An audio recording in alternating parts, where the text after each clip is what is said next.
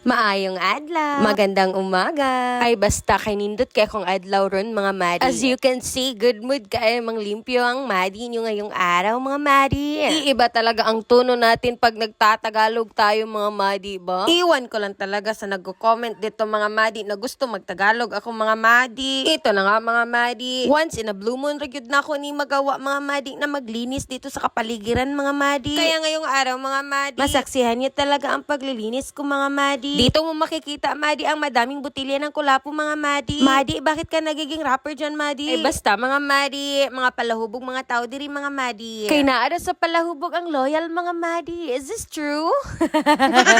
At andito na naman yung galing sa Cebu, mga Madi, na kapatid ko, Madi, at dala yung asawa niya, Madi. Why so pogi? Naka-helmet pa gani. Kay nakadala mong good og lechon mong pogi kaayo, oy. With fun. Gait. Sana all. Kahit merong mga pagkain doon, Madi, itutuloy pa din natin tong paglilinis, mga Madi. Panindigan mo yan, Madi, ha? From this to this. Grabe siya.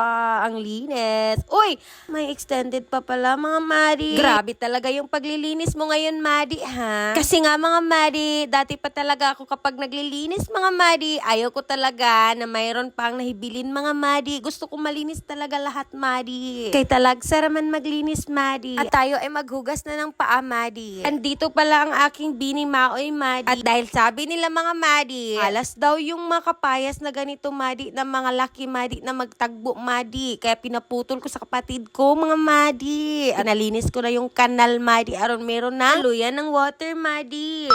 It's done!